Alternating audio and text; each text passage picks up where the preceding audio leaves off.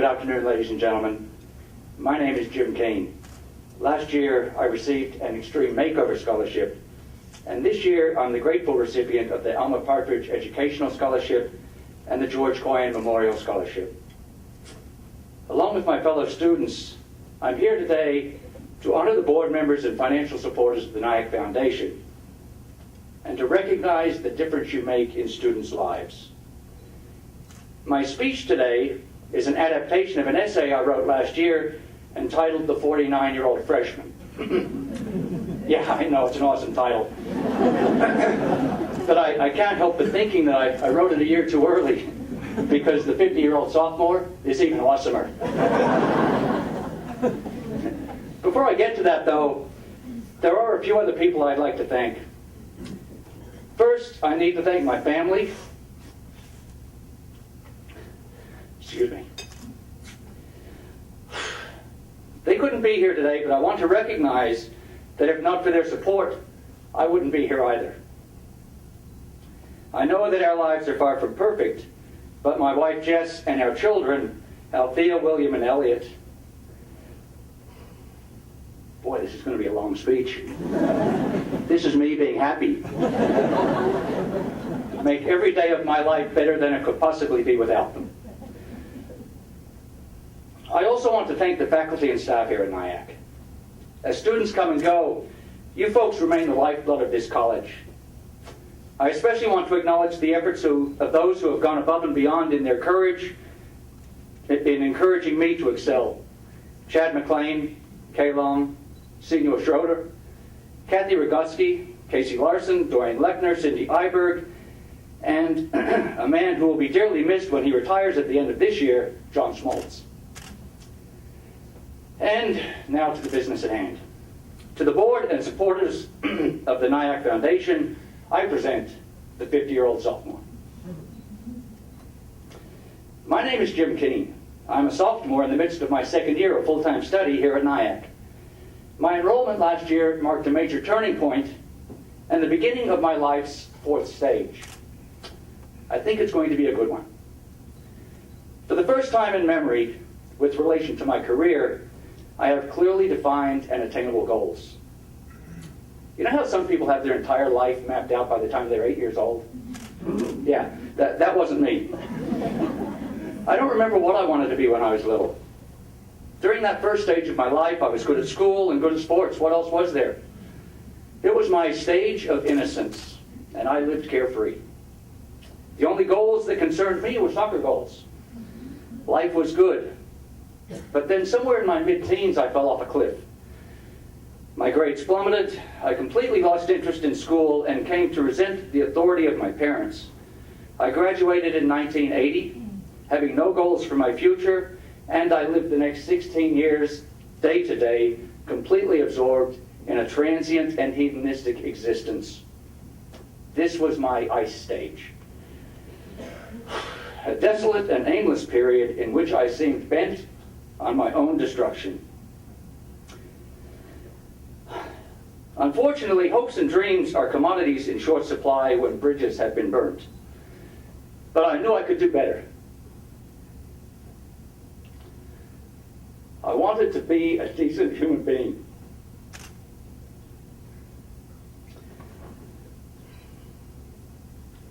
In desperation, I fled Australia and landed in Tucson, Arizona, the place of my birth. I quickly discovered, though, that without a concrete plan, I was falling into the same behavior patterns I was trying to escape. So I jumped at an opportunity to become a full-time volunteer in Washington, D.C. I was bound to meet some good people there.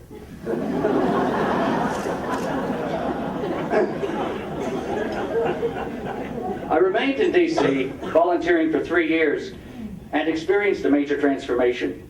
I threw in with a group of hippies and decided to do my part via nonviolent protest to encourage the government to shut down the Pentagon and study war no more. Eventually, the authorities grew weary of my shenanigans. You know, a person can do a lot of thinking inside a jail cell. In my spare time at the Alexandria Correctional Facility, I had an epiphany and my excuse me, and my ice stage ended.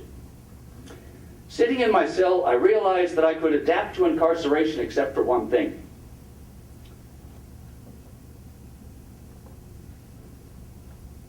I missed my best friend.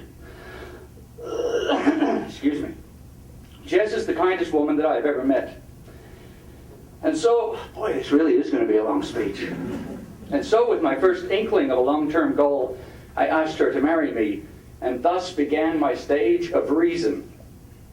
We moved to Iowa, Jess's home. We made plans to start a family and save money to purchase a house. I discovered perseverance and stability. Jess and I now have 3 children, and I'm determined to be the best husband and father that I can be. Any regrets regarding my past have since been eased by the knowledge that I would not be surrounded by people that I love and who love me back were it not for my journey.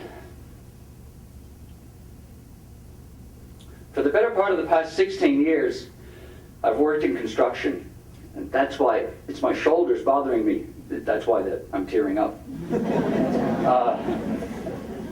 I've made a good living, but the physical exertion required in that line of work puts a tremendous strain on a middle-aged body. One day last year, while feeling especially motivated to find a new career, I decided to inquire at NIACC about a dream I'd been sitting on for a long time. I traveled to the campus that morning to explore the possibility of becoming a teacher.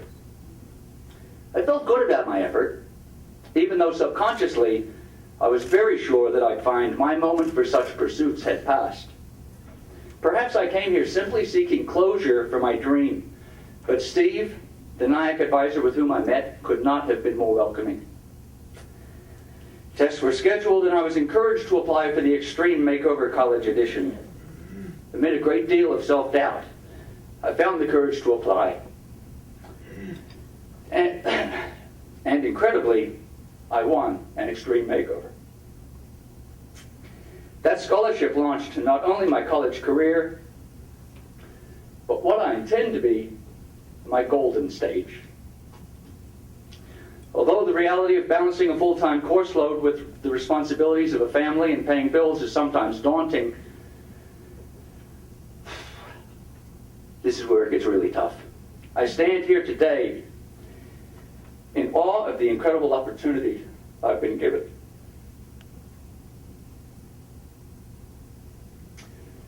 Life does not hold an endless supply of second chances.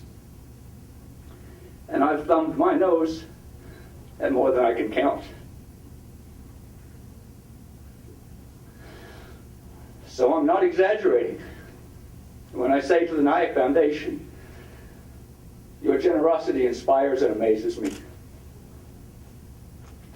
This college endeavor, though wrought with a thorough capacity to overwhelm, has invigorated me. I have rediscovered the energy of my youth, and now in my second year I realize that I will become a teacher. Perhaps in years to come, my children might even see my name on the plaque celebrating those who have graduated NIACC with straight A's.